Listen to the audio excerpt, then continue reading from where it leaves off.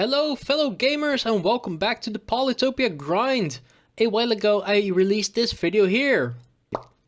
And you guys really seem to like the idea, but you wanted an example game using this strategy. So I deliver it today. If you haven't watched that video yet, make sure to check that out, even though it is a little bit old. And for those of you who just need a little recap, the plan is to play with Illyrian and rush to get sanctuaries. From that we can get a very strong economy. And after that we profit from everything we can do with all of those shiny stars. We basically don't need to worry too much about upgrade unit balance for the rest of the game, and we can just basically overwhelm our opponent. Now before we get into this game, if you like my content, consider subscribing, and if you enjoy this wacky strategy, make sure to hit the like button so that others can also enjoy this. So without further ado, let's get right into it. Alright, so we're in this game here. We are playing Illyrian as to be expected, and our opponent is playing Bardoor, which is a perfect example for this game. And we are going to use the capitalism strategy, and you are going to see how it works. So, as I told you before, we need to be conservative with our animals. We don't have a great spawn, it looks like so far. Depending on the amount of animals that we get to see here, we might be able to do some funny stuff. Opponent here, basic start, Bardoor. That's just how it goes. We find one village over here, and so far we do seem to be having quite a nice land section over here with quite some trees, so that is very nice. Opponent sees that they don't find another village on turn 2. That's a bummer for them. Well, that's what you get for playing Bardoor on continents. It's not the best choice, but still a very strong tribe, and I don't think that that is a particularly bad choice. Of course, if you want to try hard, you can always play Imperius or Kiku, but please don't. Try to have some fun, you know. Don't just slap people around. That's not fun. Alright, so we already knew that there was a ruin over here, but there's also a village here, which is incredibly nice. So we are going to definitely pick that up. If you haven't heard this already, there's a running joke going on. If there's a mountain ruin, then do you get climbing or do you not get climbing? And this is called the E-Spark Gambit, because of the one from Poly Champions, you know. Yeah, that's just hilarious. I really love that. Opponent there goes for a triple warrior opening. I do see why they're going for that, because, well, there's just 3 directions they need to go. There's this direction, and this direction. And whether or not that's worth it, we'll get to see, because you need to get to the middle of the map ASAP. And we are definitely not doing that. So here comes the critical part of our strategy. And this is the weak point of it.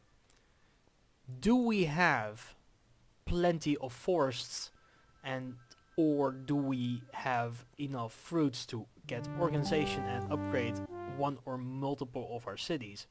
The answer was no, but we do have a very decent spot for a sanctuary over here, as well as this one is a 3 spot. That's okay.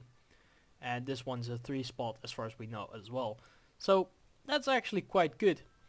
So we can execute our game plan as we want it to. They get sailing incredibly early on, and this is something that I always advise against. Especially with Bardoor, you need to get like cities upgraded before you can actually do stuff.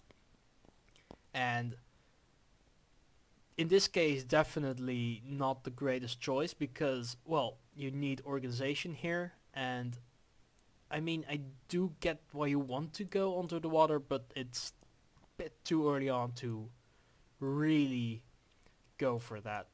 Maybe wait a turn if you still haven't found a great other way to spend your stars. Okay, so we start doing our plan here. We get the first sanctuary up and running, and we see that we are stuck on a 3 city continent, which is acceptable. It's not too bad. It's not good or anything, but that's fine. At least we have quite a bunch of nice forests located in a central location, so that's nice. Yep, opponent goes for fishing now, and that's just incredibly weird, because what they could have done instead is they could have put a port here, or wait, they could have put a port here and got onto the water, and next turn take fishing and do stuff like that. That would be an option. No, they didn't have the stars for that, but you see what I'm getting at, right? If you want to be so incredibly aggressive onto the water, then you need to be so decisive and need to really pick what you're going to do. And this was not the right call, I believe.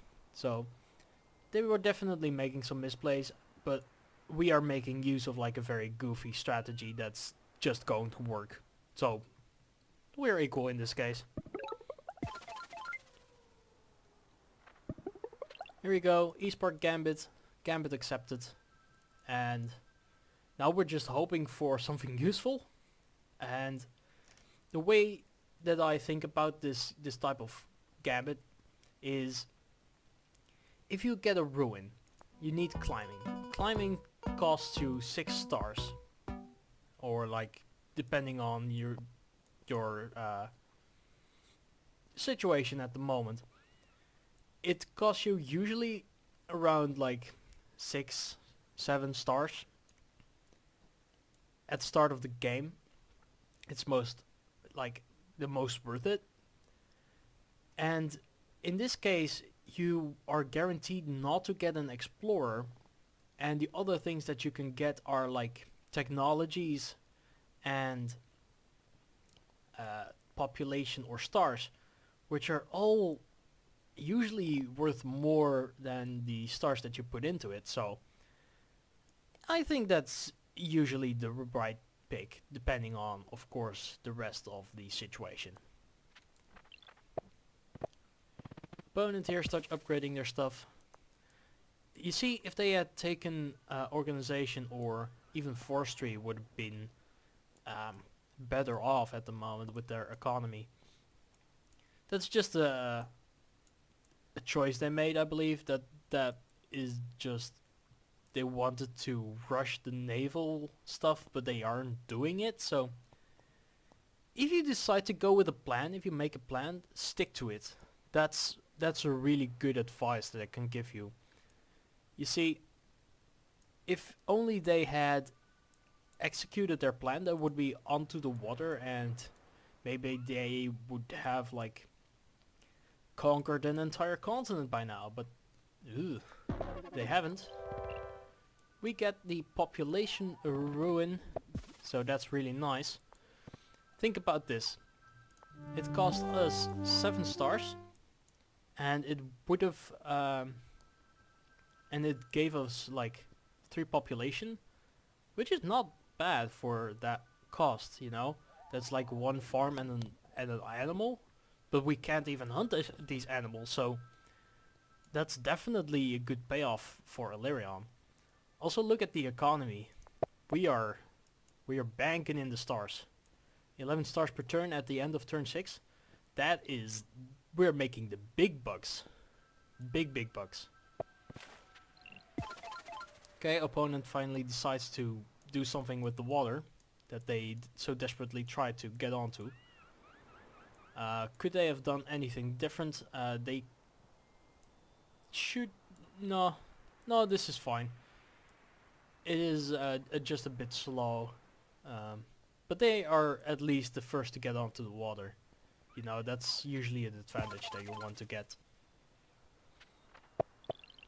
And on the other hand, look at us. We are just placing sanctuaries. And we don't have anything else going on at the moment. But our economy is booming.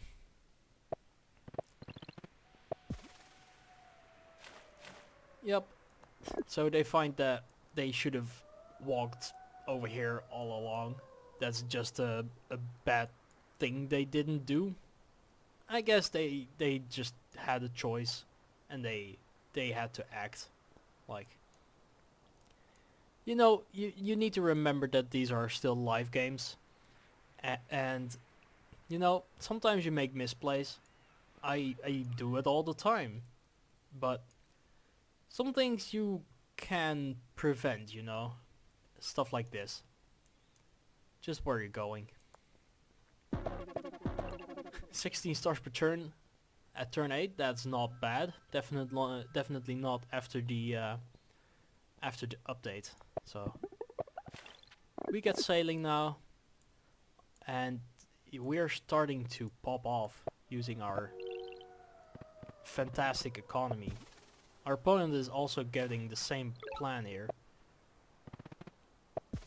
And they do make a couple of good plays here with the lighthouse. They can upgrade their capital, get some stars back.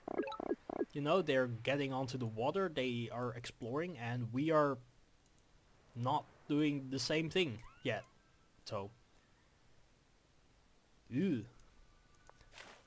Right, so we do find a village here because of the indicators that are there.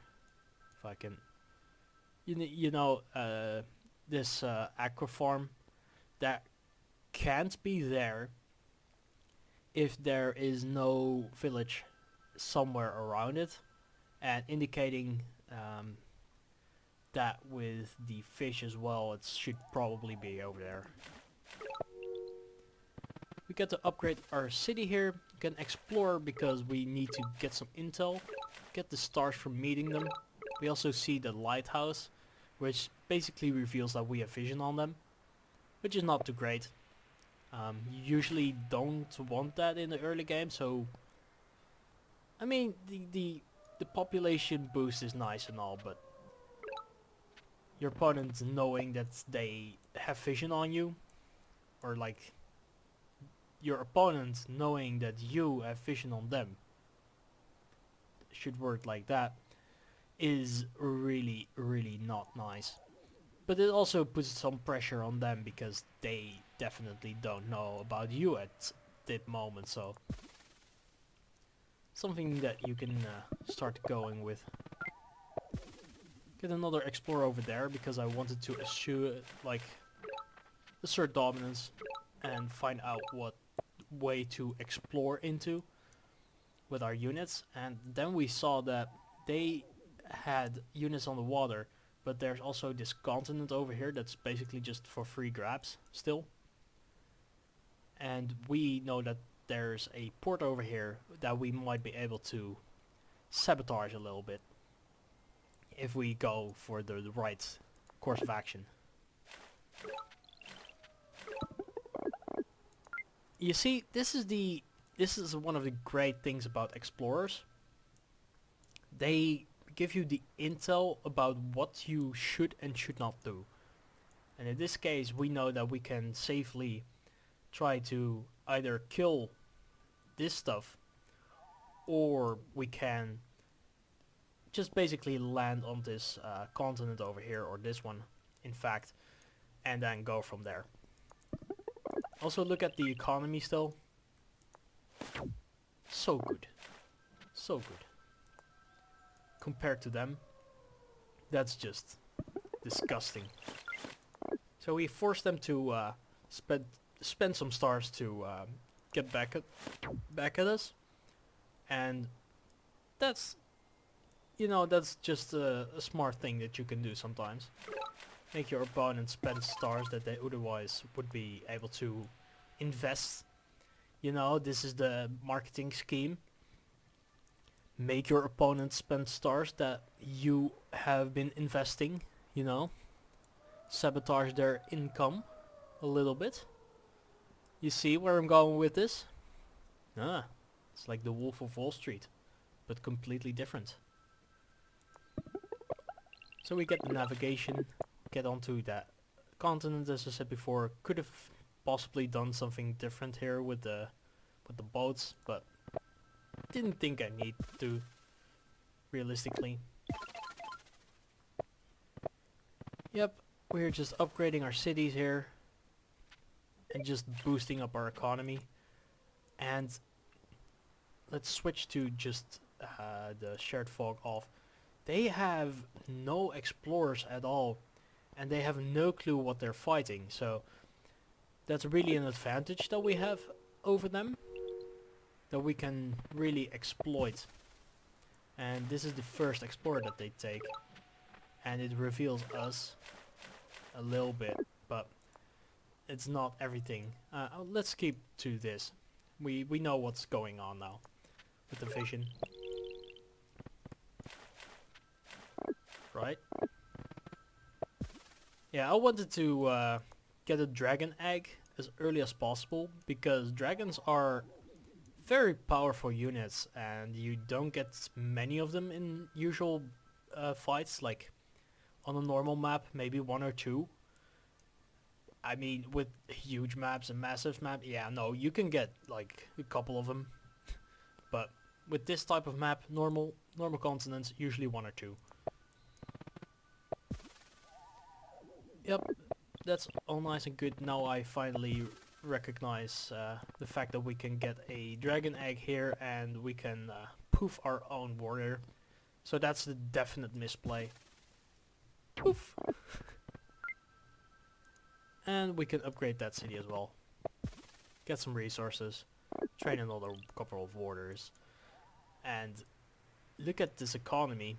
29 stars per turn compared to 14. That is definitely an economic win if you ask me. Even though the villages are equal because, oh, we have 1, 2, 3, 4. They have 1, 2, 3, 4. They are getting another one and we are getting another one, so just compare that. Oh, right, so they get an explorer here. This is why I like the mountain ruins more. Or you can, like, set the outcome of the ruin a little bit. If you explore all tiles around it, as well as the tiles around those tiles, you will not get an explorer ruin, so that is really a win that you can get from just knowing the game. They get population growth because they want to get a nice giant, which I don't blame them for. And they finally see our first border, or do I say border? Yeah. Right, so they just continue leveling up their cities because they finally have the funds for it. You see, we were 2 steps ahead of them, and we already invested all of our stuff in order to get an advantage. So they do get vision on basically everything they want vision on, or like need vision on. Oh. At the end of this turn they basically know what they're up against, although this is not a really good site for us, because they think that we are basically just doing whatever. We have such a good economy that we can spam naval units now. And we get archery. Now archery is yet another technology that's incredibly underrated. Because archery, especially with maps that looks like this, you can trade very favorably against naval units with archers. because they can hit and not be retaliated against over rivers and such. So that's just a very nice investment, you might say. And we decide to just go the aggro route here. We don't want to lose our city here because we made some stupid misplay, so we just try to go and get some value. Right, get resources and stuff, that's all nice and good. Still haven't gotten organization, that really bothers me. We get a star ruin, which is by far the best ruin that you can get. And now would you look at this egg. This egg is probably scrambled at the end of this day, but it is ramming all of these boats. And this little trick here, this little trick here with the Polytars allows us to destroy their navy while it's being created, basically. For free we can destroy these boats, and they are not going to like that.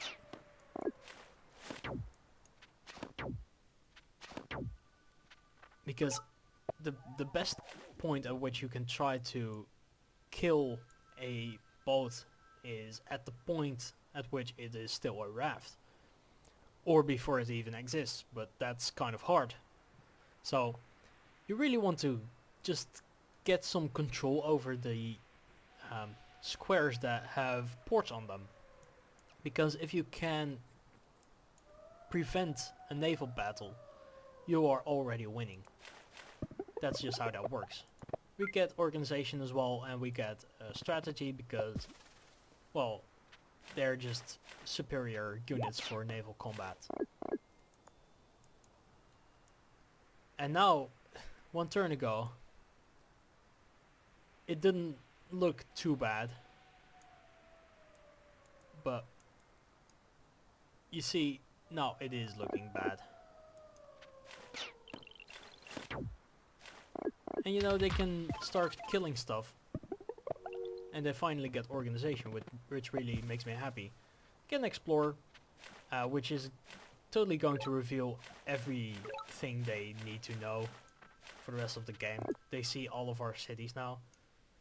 Not all of our units yet, but that's everything they need to see.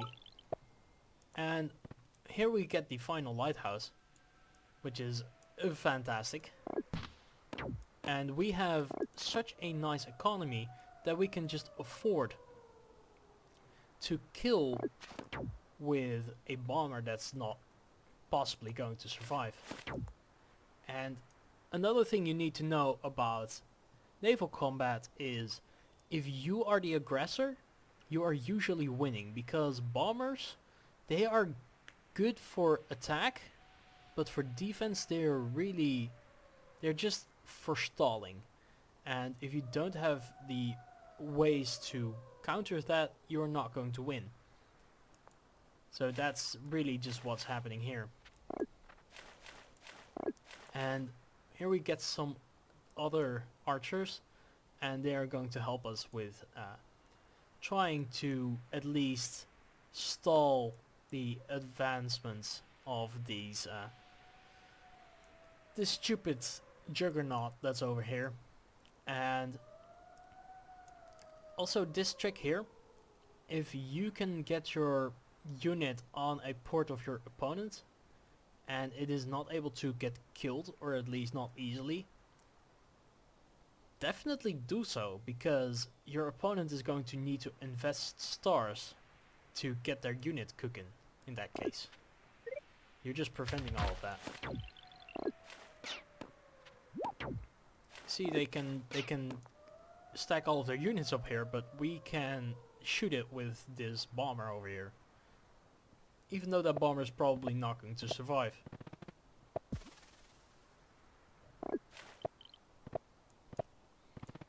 And look at the stars per turn spent on units versus the stars per turn spent on, well, upgrading their economy. We did so in the early game, so that we can now spend all of our stars and focus on the army. And that's a really underrated tactic to just basically get everything under control, is that you don't need to focus on anything else anymore because you already win. Looking at the economy,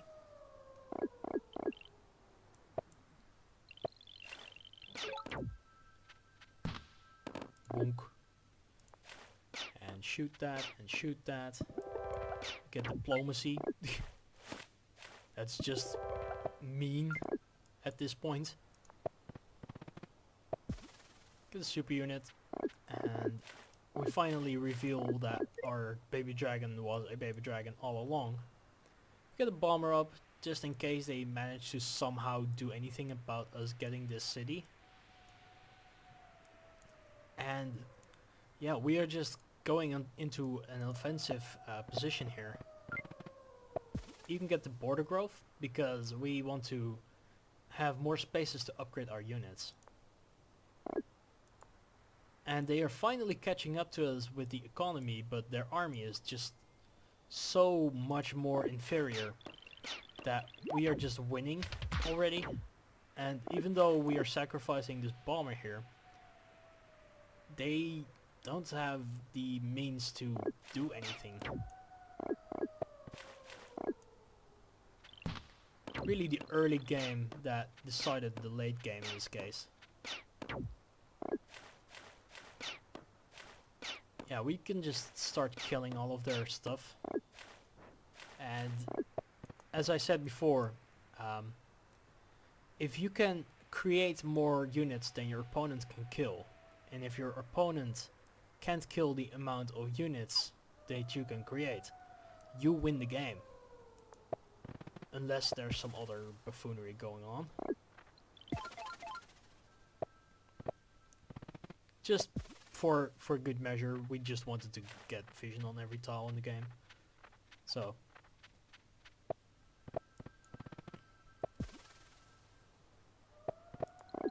okay, so yeah, we want that border growth as well. That's a spicy one.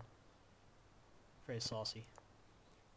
Okay, so count the amount of units that they have. 1, 2, 3, 4, 5, 6, 7, 8, 9, 10, 11, 12, 13. Now count the amount of units that we have. 1, 2, 3, 4, 5, 6, 7, 8, 9, 10, 11, 12, 13, 14, 15, 16, 17, 18, 19, 20, 11, 21, 22, 23, 4, 5, 6, 26. That should be plenty, you know. And even though they can start like smashing into us, and they get strategy here, and they make an attempt to basically kill most of our units, they can't. They just can't. It's just sad. The baby dragons going into action. They have no way of getting this onto the water safely. And this is all of that stuff that's there that's going to be left. We can just snipe a whole bunch of units with our archers. And at the end here, there's just nothing left. We managed to kill so many of their units in one turn. And we get a whole bunch of value. But the real thing that was the deciding factor here was that at the beginning of the game we had such a great economy that we managed to overtake Bardoor, and Bardoor made just some very disappointing mistakes in the early game that just left them in the dust, and that's not how you want to play your games. That's just sad.